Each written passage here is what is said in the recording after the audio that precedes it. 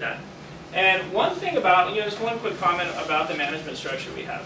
When I set up Alpine back in January 2005, and you can look it up on Better Business Bureau, on Attorney General's, we're squeaky clean. We've been doing business as Alpine forever.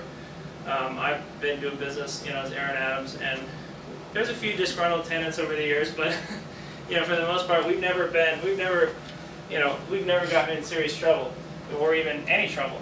But one of the things we did was, because most of the money that I was bringing out here was family's money, we set up Alpine to be a break-even proposition. Now think about that.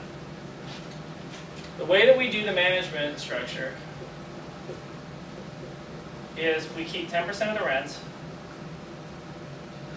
We mark up construction 15%.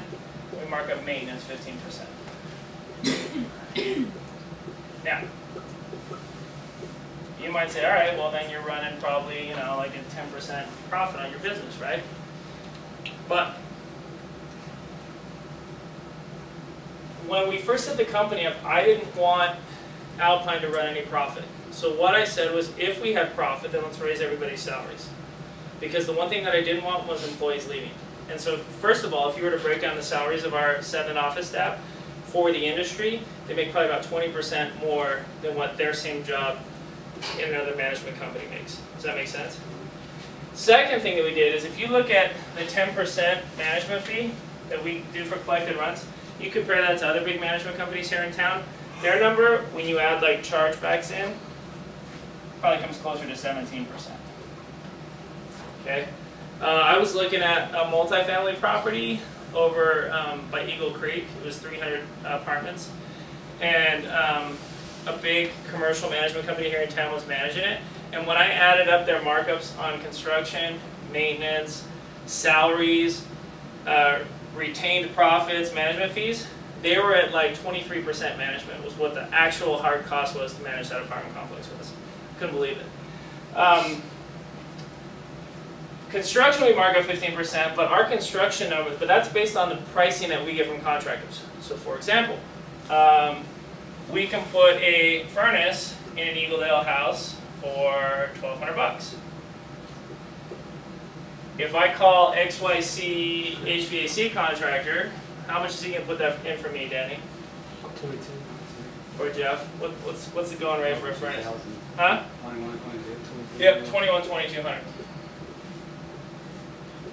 Now, if I use some of the other management companies here in town, they're going to charge me $2,100. And they'll say, well, we don't have, they don't tell you a fixed markup. What we do is we tell you $1,200 plus our 15%. Whatever our cost is, we pass that on to our investors. Okay? And so that amounts to huge savings over time, because other property management companies that are run for profit make a lot of their money off construction and maintenance markup. We don't. Okay? If you look at what we collected for construction, rents, I mean, that whole total is, probably $7 or $8 million, and we probably run a net profit of 2 or 3% on that. Why? Because at the end of the day, our properties are the ones that are going to be managed by this company long term. That's why I never wanted management to run for profit. I wanted it to do a really good job of managing my properties, but not have any overhead. So it's ironic, because when people call us or Google us and say, will you guys take on management for me? We actually say no, because we don't make money off of it. Why would we increase our liability when we don't make money off management? That to me is like the truest test. Send us an email or cold call Ashley, and she'll say, are you actively buying? Because if you're actively buying, then we can make some money off you. We can mark the property up and sell it to you, because that's where we make our money. We want it to be right up front and transparent.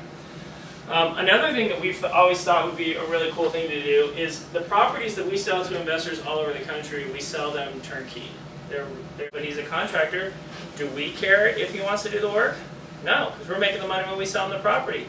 We don't make money off construction. It just goes to our overhead and our liability. Do we care if he wants to manage it himself? We love it. Take it. Less management is better. Management is only, for us, a means to an end.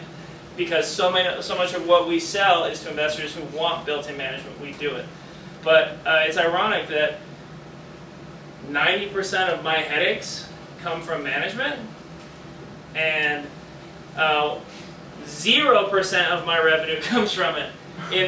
We founded Alpine in January of 05, and I have never taken a draw from Alpine Property Management. Never. All of my money comes on HUDs and from rental income.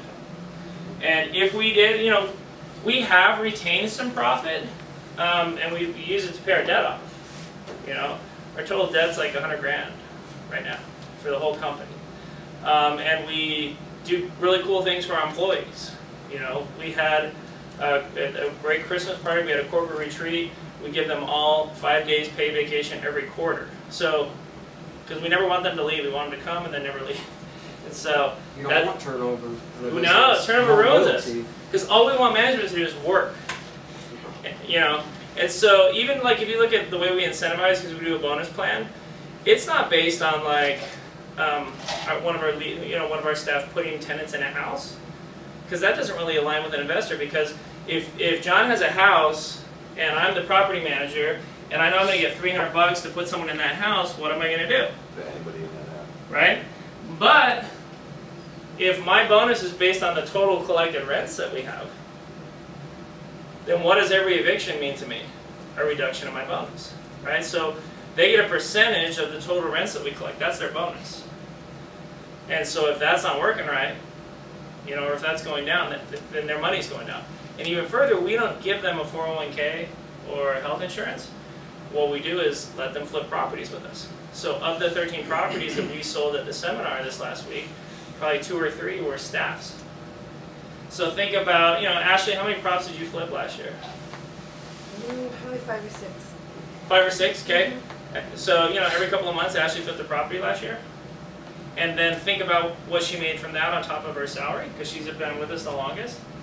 You know, how easy would it be for Ashley to make a lateral job within property management? And that's by purpose. We never want her to leave. We want her to work with us forever, because think of the body of knowledge that Ashley has. There isn't really anything she hasn't seen.